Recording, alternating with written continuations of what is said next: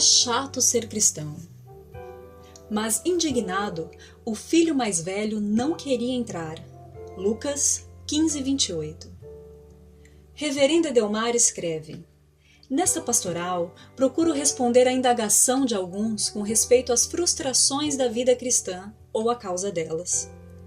De forma resumida, se encontra aqui alguns motivos pelos quais certos crentes, embora ofereçam cultos a Deus, permanecem, no entanto, entediados e aborrecidos em viver em conformidade com os ensinos bíblicos. Sejamos verdadeiros, é muito chato obedecer, bem como cumprir grande parte dos conselhos divinos. Somente se adquire prazer na vida cristã quando o Espírito Santo é liberado em nós com poder.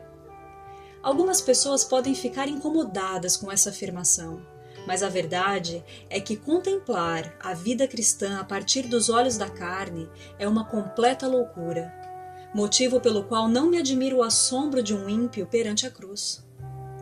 Só podemos desfrutar do cristianismo em plenitude quando o Espírito nos convence de que esse é o melhor estilo de vida, e assim somos transformados de modo tal que não encontramos prazer em outro lugar senão em Cristo. Já estou crucificado com Cristo, e vivo não mais eu, mas Cristo vive em mim, e a vida que agora vivo na carne, vivo-a na fé do Filho de Deus, o qual me amou e se entregou a si mesmo por mim. Gálatas 2:20. É fato que alguns servem a Deus, porém o fazem por medo de perderem a salvação ou por terem sido vitimados pelos adestradores da fé, que espalham doutrinas estranhas, tornando cativos os despreparados. Gostaria de citar algumas práticas cristãs que, por falta de bom senso ou direção do Espírito, podem se tornar em verdadeiras chatices. Primeiro, por que orar parece tão chato para alguns? O que envolve o enfado para com a oração está ligado muitas vezes com a instrução errada sobre ela. As pessoas estão sendo levadas a realizar longas orações, o que é muito bom, mas não estão sendo instruídas a como orar com qualidade. Pedis e não recebeis, porque pedis mal. Tiago 4:3. Acredite, mais importante do que o tempo que se passa em oração é o conteúdo da própria oração.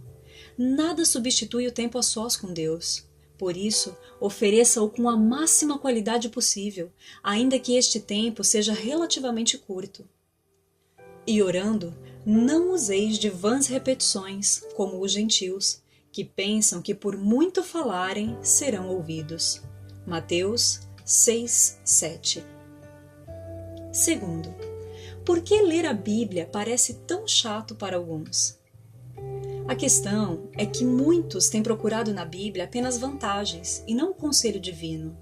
São filhos oportunistas e convenientes, que estão apenas interessados naquilo que podem receber, rejeitando as responsabilidades da vida cristã. É preciso entender que o deleite na leitura da Bíblia se dá em um coração desejoso por encontrar a Deus, e não somente por receber dele. Não me admira o fato de que para os oportunistas a leitura bíblica pareça tão chata. A tua palavra é muito pura, portanto, o teu servo a ama. Salmos 119, 140.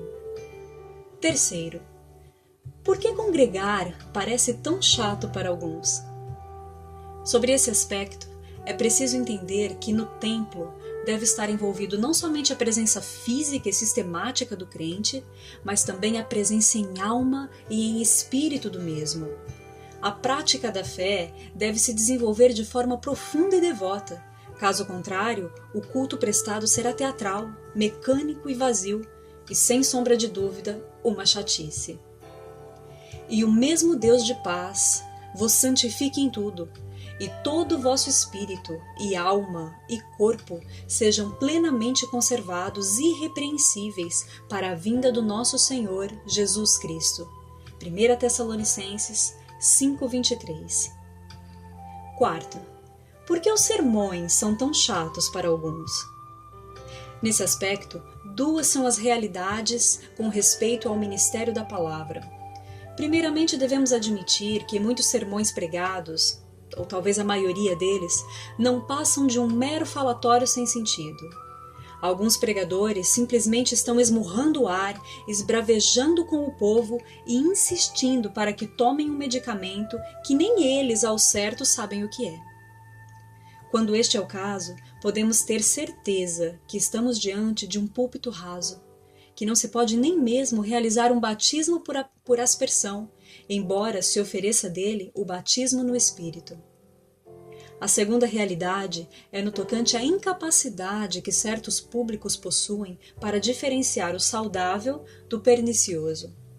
É triste ter que admitir que atualmente os fast food oferecidos de certos púlpitos são mais apreciados do que as vitaminas e sais minerais de outros. Que pregues a palavra, instes a tempo e fora de tempo, redarguas, repreendas, exortes com toda a longanimidade e doutrina. 2 Timóteo 4:2. Diante de tudo isso, é possível verdadeiramente afirmar que é muito chata a vida cristã, mas somente para os que se entregaram à vontade da carne, para os que só enxergam aquilo que podem tocar, os incrédulos, para os bastardos, para os ignorantes na palavra, para os imediatistas, para os obstinados e etc. Todavia, para os iluminados por Cristo, a vida cristã é a única, maravilhosa e deleitosa forma de viver. Porque para mim, o viver é Cristo e o morrer é ganho. Filipenses 1:21. Desejo que todos vocês se deleitem na vida cristã. Deus abençoe.